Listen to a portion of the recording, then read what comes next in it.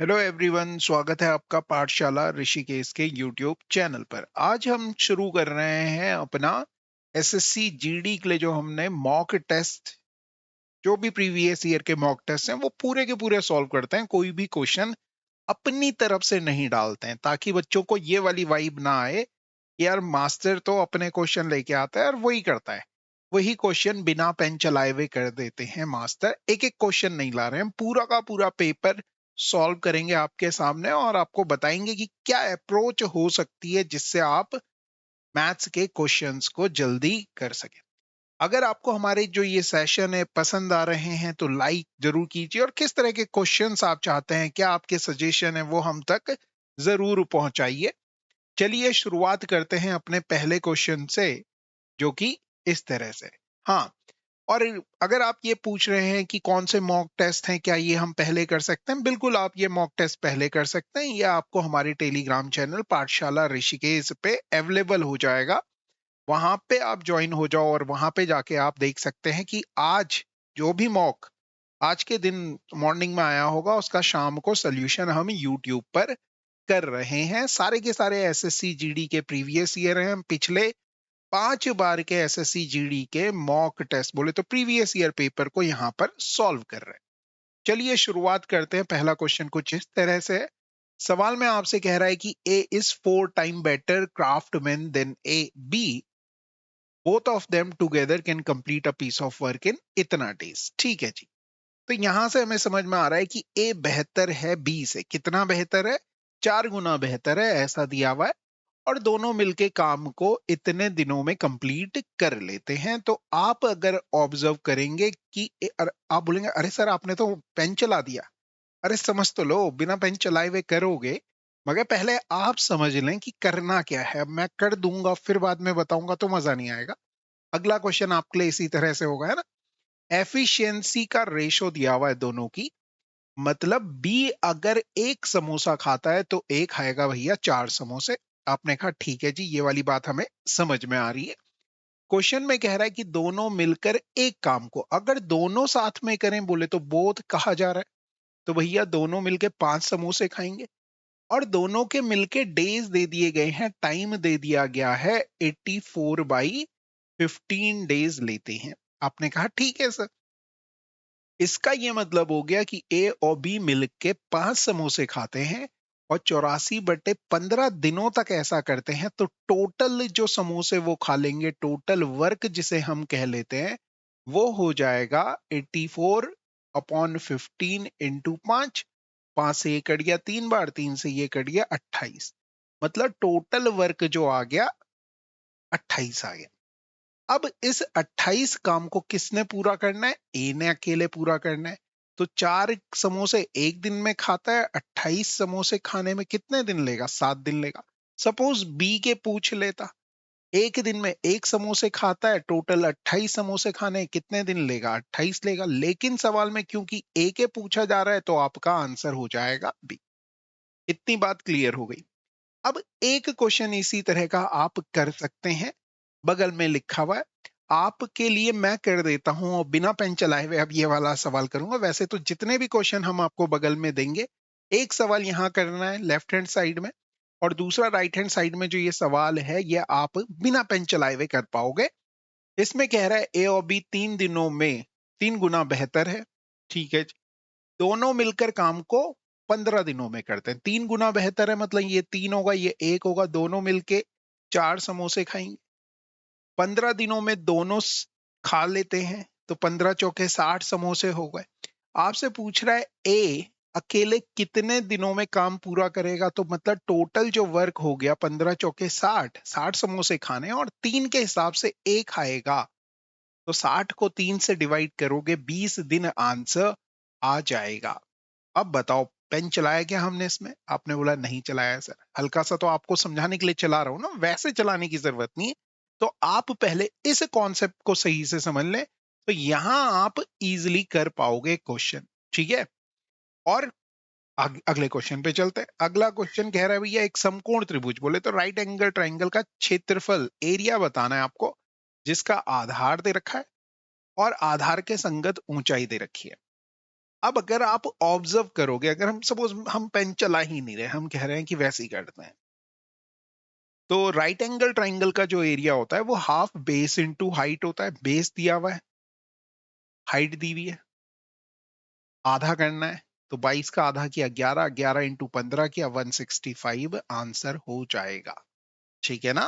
तो बस याद कर लेना कि area half base into height, base पता है, हाइट पता है, तो डायरेक्टली आप निकाल सकते हैं। अब कई बच्चों को कंफ्यूजन हो जाता है कि अगर बेस ऐसे दे रखा है और ये ऐसे दे दिया राइट एंगल यहाँ पे, और ये अगर हाइट दी है, बेस ये दिया है, तो भी वही होगा भैया, फॉर्मूला वही है। बेस पता है ना तुम्हें, हाइट पता है ना तुम्हें, यही फॉर्मूला लगाओ। कोई जरूरी नहीं है कि ऐसे ही दे ट्राइंगल, ये बेस है, ये हाइट है, तो भी यही फॉर्मूला लगेगा। बेस और हाइट, हाइट का मतलब परपेंडिकुलर डिस्टेंस होगी उसकी उस वाली साइड से। ठीक है, क्लियर हो रहा है?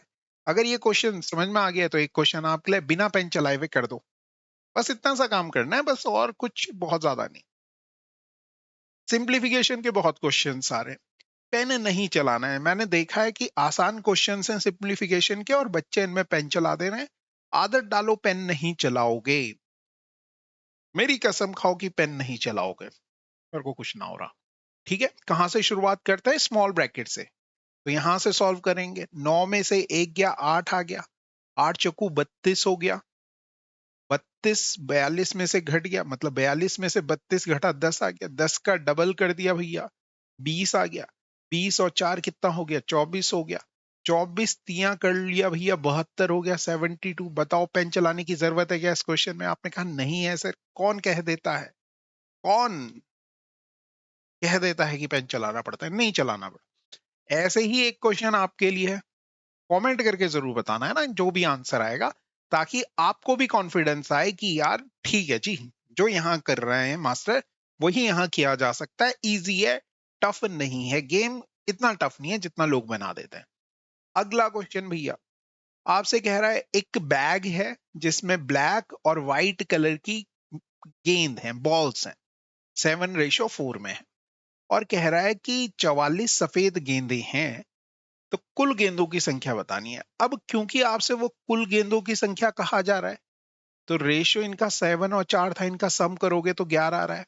11 का मल्टीपल सबसे पहले देखा करो, तो आप कहेंगे सर जी केवल एक ही मल्टीपल दिख रहा है 11 का। कौन है वो? ये है और ये है, दो ऑप्शन निकल के आ रहे हैं ना। ऐसे देख लिया करो, कई बार केवल एक ही ऑप्शन होगा। अब क्या करेंगे, व्हाइट बॉल दे रहा है तो रेशियो देखोगे, व्हाइट 4 दे रहा है, 4 की वैल्यू 44 है, तो एक की वैल्यू 11 आ गई। कितनी आ गई? 11। और 11 की वैल्यू कितनी आ जाएगी? 121 हो जाएगी। आ गई बात समझ में? अगर कॉन्सेप्ट समझ में आ गया, नेक्स्ट क्वेश्चन ये पढ़ लेना, पूछा क्या जा रहा है सवाल में, उसके हिसाब से आंसर करना। ऐसे नहीं इस वाले में ये किया तो इधर भी यही करेंगे ना।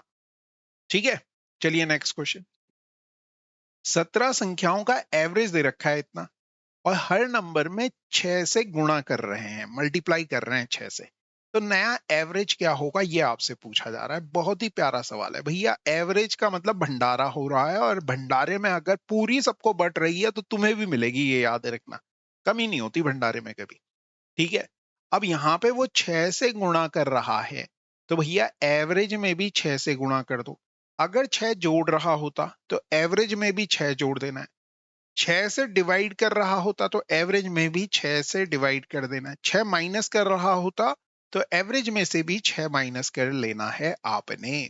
तो इस क्वेश्चन में आप क्या करेंगे भैया, 47 इंटू 6 करेंगे, 6 सत्ते 42, दो वाला एक ही ऑप्शन दिख रहा है, मैं तो यही कर दूंगा, 6 चौकू 24 और 4 यही आ रहा है, यूनिट डिजिट से हो गया उसके बाद कहानी। ठीक है जी, ऐसा ही एक क्वेश्चन ये है, जरूर कमेंट करके बताएं। सारे कॉन्सेप्ट बता दूंगा, सवाल एक आएगा मगर कॉन्सेप्ट उस पर रिलेटेड जितने हैं सारे आपके हाथ में रख देंगे, कि कॉन्फिडेंस अलग हो जाएगा भैया तुम्हें। अगला क्वेश्चन कह रहा है कि 25 आदमी किसी दीवार को 10 दिन में बनाते हैं, तो एमडीएच वाला कॉन्सेप्ट लग रहा है, एमडी इक्वल टू एमडी। ठीक है, 20 कामगार उसी दीवार को कितने दिन में बनाएंगे? तो पहले एम कितना था? 25 था, 10 दिन लग रहे थे, अब कितने नहीं 20 लोग लगेंगे, कितने दिन में बनाएंगे? 0 से 0 कट गया भैया, 25 का आधा करोगे 25/2 डेज, मिल गया आंसर। आपने कहा बिल्कुल मिल गया जी। ऐसे ही एक क्वेश्चन इधर है, कमेंट कर देना क्या ही आंसर आएगा। ठीक, अगला क्वेश्चन। फिर कहा था हमने पेन नहीं चलाएंगे। देखो 1000 को 5 से डिवाइड करोगे 200, और 100 को 5 से करोगे तो 20, तो 220 आ गया। अब इसे भी सॉल्व करने का तरीका क्या होता है, हाँ पहले ये समझ लो। देखो प्लस और माइनस से जब भी कनेक्टेड होते हैं ना, तो वो अलग अलग फैमिलीज होती हैं। मतलब ये एक फैमिली है, जैसे ही प्लस आया अलग फैमिली हो गई, फिर ये एक फैमिली शुरू हुई और प्लस आया खत्म हो गई, फिर तीसरी फैमिली है। अब इनको सॉल्व करें पहले, सबसे पहले इसको, 1000 है ना, तो 1000 को 5 से डिवाइड करेंगे 200 आएगा, और 100 को भी 5 से डिवाइड करोगे 20 आएगा, मतलब ये 220 दे रहा है। प्लस इसका आधा करना बोले तो 210 हो गया। ये तो 110 ही हो जा रहा है। 200, 200, 400, 430, 400 और 500, 540, 540 इज द आंसर। आगे बात समझ में क्लियर हो गया, पेन नहीं चलाना पड़ रहा है। अगला क्वेश्चन, ए का A%, A% ऑफ ए, मतलब का मतलब मल्टीप्लाई होती है, ऑफ का मतलब मल्टीप्लाई होती है, बस इतना याद रखना है। इंग्लिश में देखोगे A%, A% ऑफ ए, इसका मतलब होता है इक्वल टू 9604। आपने क्या करना है, ऑफ का मतलब मल्टीप्लाई है, परसेंटेज का मतलब अपॉन 100 आ जाएगा। ऑफ का मतलब मल्टीप्लाई है, A equal to 9604, A into A square हो गया 9604, 2 0 और है भैया। ये पक्का किसी का स्क्वायर होगा, अगर स्क्वायर्स आपको याद होते तो ये बहुत ही इजीली हो जाता है। यहाँ ऑप्शन से देखोगे 98 का स्क्वायर होता है ये, ए स्क्वायर होता है 98, और लास्ट में 2 0 है तो 1 0 उसका स्क्वायर है। स्क्वायर से स्क्वायर हट जाएगा, मतलब ए की वैल्यू आ जाएगी 980। आ गया समझ में, क्लियर हो गया। ऐसे ही अगला क्वेश्चन आप करेंगे और बताएंगे कि 2601 किसका स्क्वायर है। अगर इजीली देख पाते हो तो भैया करना आसान है। नेक्स्ट क्वेश्चन बोल रहा है 2 साल के लिए 32% प्रतिवर्ष की दर से 9,000 रुपए की राशि पर चक्रवृद्धि ब्याज, बोले तो कंपाउंड इंटरेस्ट क्या होगा।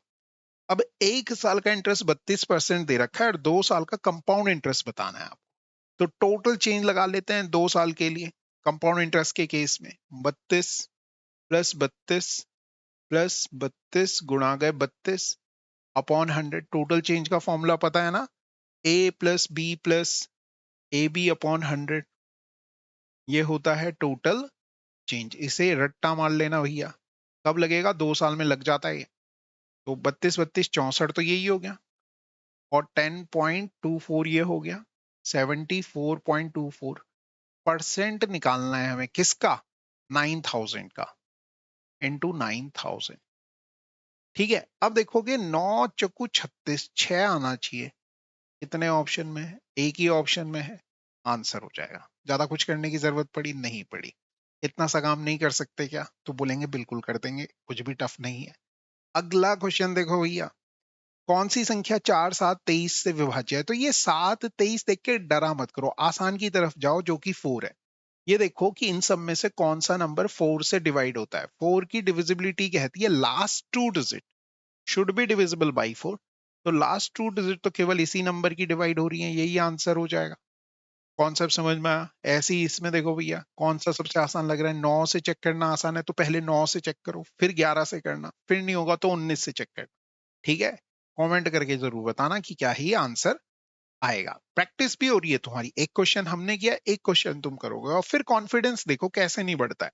अगला क्वेश्चन, एक चोर 2 बजे भैया चोरी करता है, कार चुरा लेता है और 70 किलोमीटर पर आवर की स्पीड से गाड़ी चलाता है। चोरी का पता 3 बजे चलता है। भैया चोरी कितने बजे हुई थी, 2 बजे। पता कितने बजे चला, 3 बजे। किस स्पीड से भाग रहा है चोर, 70 की। भैया 2 बजे चोरी हुई, 3 बजे तक तो चोर यहाँ पहुंच जाएगा। कितनी डिस्टेंस चल लेगा, आप बोलेंगे 70 किलोमीटर पर आवर है, 1 घंटे में 70 किलोमीटर जाता है, मतलब 70 किलोमीटर दूर पहुंच गया वो। आप बोलेंगे हाँ जी, ठीक है। अब यहां से क्या हो रहा है, मालिक दूसरी कार से 105 किलोमीटर पर आवर की स्पीड से चलता है यहां से। 105 किलोमीटर पर आवर की स्पीड से। मगर चोर तो यहां पे है, अब किस स्पीड से चल रहा है वो? 70 किलोमीटर पर आवर की स्पीड से चल रहा है। अब एक चीज समझो, जब भी आपको दो स्पीड गिवन हो ना, दोनों की डायरेक्शन सेम ही है, दोनों एक ही डायरेक्शन में जा रहे हैं ना, तो क्या करो, एक को जीरो करो। किसको जीरो करो? जो स्लो है। कौन स्लो है? 70 वाला स्लो है। तो -70 इससे करूंगा तो ये जीरो हो जाएगा, इससे भी -70 करूंगा तो ये आपको देगा 35। मतलब अब केवल मालिक चल रहा है 35 किलोमीटर पर आवर की स्पीड से। आगे बात समझ में? और ये आदमी रुक गया है क्योंकि जीरो कर दी हमने इसकी स्पीड। तो कितनी ही डिस्टेंस ट्रेवल करनी है? अब केवल 35 की स्पीड से 70 किलोमीटर जाने में 2 घंटे लगेंगे। मगर 3 तो बज ही चुके थे, मालिक जब चला था 3 बज रहे थे। 3 के 2 घंटे बाद मतलब 5 बजे तक चोर पकड़ा जाएगा। क्लियर है जी? अगला क्वेश्चन। एक कूलर का मूल्य, मतलब कॉस्ट प्राइस दे रखा है, और इसे 24% के लाभ पे बेचा जाता है, तो कूलर का विक्रय मूल्य बताना है। तो भाई मतलब 100 रुपए का अगर कूलर है तो 124 रुपए में बेच रहा होगा। 100 की वैल्यू दे रखी है 6400, आपको 124 की वैल्यू बतानी है। मतलब यहां से देखोगे तो 1 की वैल्यू 64 है, 124 की वैल्यू बतानी है। 124 इंटू 124 करना है। तो देखो 4 चक्कू तो 16 होता है। 6 यूनिट डिजिट वाले दो ऑप्शन है। फिर ये 1 हो गया, और 4 2 6 और 1 7। 7 आना चाहिए सम। डिजिटल सम की बात कर रहा हूं मैं। इनको जोड़ा तो 10 आ रहा है, 10 का मतलब 1 हो गया। 4 और 2 6 और 1 7, 7 7 एकम 7। इन दोनों में से जो भी 7 देगा, देखो 9 कट गया, 9 कट गया, 7 तो ये दे रहा है। 9 कट गया, 8 और 6 14, 5 दे रहा है, ये नहीं होगा। यही आंसर हो जाएगा। आ गई बात समझ में? आपने बोला वाह जी वाह जी वाह, क्या ही कह रहे, एक और भी तो था। 7 2 9, 6 6 यूनिट डिजिट वाले तो कई आ जा रहे हैं यार यहाँ। ठीक है। 11, ये 2 दे रहा है, ये भी नहीं होगा। ठीक है, तो आंसर हो जाएगा ए। ठीक है, क्रॉस चेक कर लेना एक बार। इसी तरह का एक सवाल ये है। जैसे अब कुछ क्वेश्चंस ऐसे होंगे जिन्हें आप डायरेक्टली सॉल्व कर पाओगे, कैलकुलेशन में इजी होगा, और कुछ क्वेश्चंस बिना कैलकुलेशन के आपको आंसर दे देंगे। ये बिल्कुल पुलिस की तरह है ना, अगर कोई आदमी पुलिस को इजीली बता दे रहा है केवल थोड़ी सी आवाज ऊंची करने से, हाँ भाई चोर कहाँ है, बता दे रहा है, तो भैया पुलिस क्यों उस पे लाठी चार्ज वगैरह करेगी, 3rd डिग्री लगाएगी। मगर कोई आदमी अगर नहीं बता रहा है तो हम कैलकुलेट करेंगे, तब तोड़ेंगे सवाल को। अदरवाइज तोड़ने की जरूरत नहीं, आराम से चिल होके बैठे रहो। इजी। अगले क्वेश्चन में कह रहा है कि भैया दूध और पानी का आपको अनुपात दे रखा है। कुछ दूध मिश्रण में मिलाया गया। हमेशा याद रखना मिलाया क्या जा रहा है, तो आपने कहा दूध मिलाया जा रहा है, उस पर फोकस करो। जिसके कारण दूध और पानी का अनुपात ये हो गया। देखो दूध ये है, पहले वाला दूध है, बाद वाला पानी है। मिलाया क्या जा रहा था? दूध मिलाया जा रहा था। तो जो मिलाया जा रहा है ना, केवल वो चेंज होना चाहिए, वही चेंज हो रहा है। दूसरा तो चेंज नहीं हो रहा है ना, ये वाला नहीं हो रहा चेंज। हाँ, कितना मिलाया जा रहा है आपके हिसाब से? तो 7 से 11 हो रहा है, 4 ऐड किया जा रहा है। टोटल कितना था ये देखो, 16 था। कितना था? शुरुआत में 16 था, उसमें 4 ऐड कर रहे हैं। प्रारंभिक मिश्रण के प्रतिशत के रूप में कितना दूध मिलाया गया? मतलब 4 मिलाया गया, टोटल किस में? 16 में। इंटू 100 कर लो भैया, 1/4 आ गया। 1/4 का मतलब कितना परसेंट होता है? 25% होता है। क्लियर हो गया? लगना था इसमें पेन। कैलकुलेशन होती हुई दिख रही है? नहीं दिख रही है। कॉन्सेप्ट अगर क्लियर है तो नहीं दिखेगी कैलकुलेशन। एक क्वेश्चन इसी तरह का है, वही करना जो मैंने कहा, क्या चेंज हो रहा है, क्या चेंज नहीं हो रहा है। चलो भैया, देखिए भैया, फिर से ये सवाल आया, इसमें क्या करने वाले हैं हम? पेन नहीं चलाएंगे फिर से, तो सीधे डिवाइड करेंगे। देखो ये एक फैमिली है, ये दूसरी फैमिली है, और ये तीसरी फैमिली है। इस तरह से देखा करो, कभी गड़बड़ नहीं होगा। 10 से भैया ऐसे डिवाइड करोगे तो 52 आ गया। 25 छके 150, 25 सतह 175 आ गया जी। 3 दूनी 6, और 3 छके 18, 18 ये आ गया, ये माइनस होना है। ठीक है, अभी भी ये माइनस हो रहा है। कितना माइनस हो रहा है? 11 माइनस हो रहा है। 11 इसमें से माइनस करेंगे तो 41 ही आ जाएगा जी। आगे बात समझ में सबको? बिल्कुल जी।